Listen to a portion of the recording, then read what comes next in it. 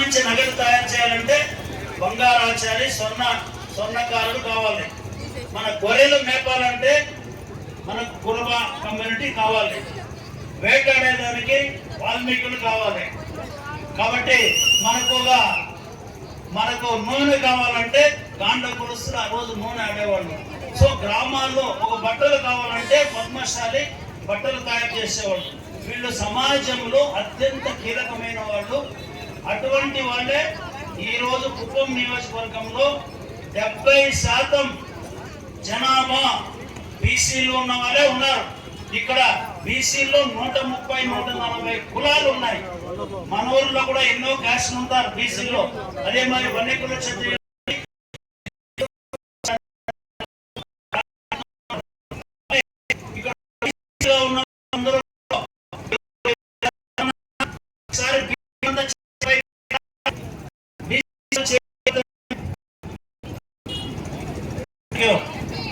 కాబట్టి ఒక సమాజాన్ని రాజకీయంలో ప్రవేశం అనేది మొట్టమొదట కల్పించింది తారక రామారావు గారు. బీసీలను గుర్తించి బీసీలకు రక్షణ కల్పించింది మహాత్మా పూలే. ఆయన బొమ్మ ఇక్కడ పెట్టారు. చివరిలో చాలా మందికి ఆయన తెలియదు. మహాత్మా పూలే మహానుభావుడు భారతదేశంలో 200 సంవత్సరాలకు ముందు ఈ సమాజంలో ఉన్నటువంటి అసమానత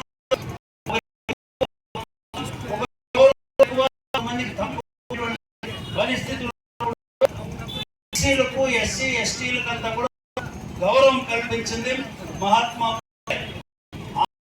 శిష్యుడు అంబేద్కర్, మన రాజ్యాంగ నిర్మాత.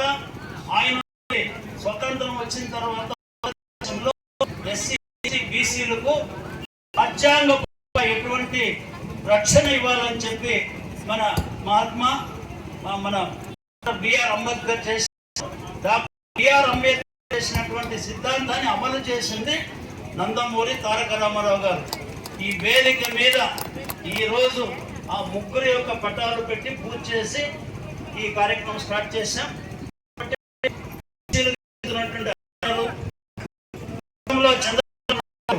తెలుగుదేశంలో ఉండేటప్పుడు బీసీలకు ఎటువంటి కార్యక్రమాలు, ప్రస్తుతం ఏం జరుగుతూ ఉంది, రేపు రాబోయే కాలంలో చంద్రబాబు నాయుడు బీసీలకు ఏమేమి పథకాలు పెడతారనే విషయాల గురించి ఇక్కడ మంచి వక్తలు ఉన్నారు, వాళ్ళు మాట్లాడతారు.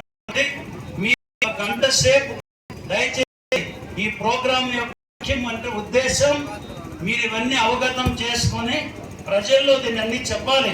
ఎందుకంటే జగన్మోహన్ రెడ్డి ఈరోజు చాలా దుర్మార్గంగా బీసీలంతా కూడా విభజించి తప్పుడు సమాచారాలు చెప్పి డబ్బులు ఆశ చూపించి భయపెట్టించి అతను అధికారంలోకి రావాలని దురాలోచనలో ఉన్నాడు. కాబట్టి దాన్ని తిప్పికొట్టాలంటే బీసీలకంతా ఈరోజు చైతన్యం రావాలని చెప్పి ఈ సదస్సులు ఏర్పాటు చేశాం. కాబట్టి ఈ కార్యక్రమం జయప్రదం చేయాలని చెప్పి కోరుతూ ఇప్పుడు మిగిలిన వక్తలు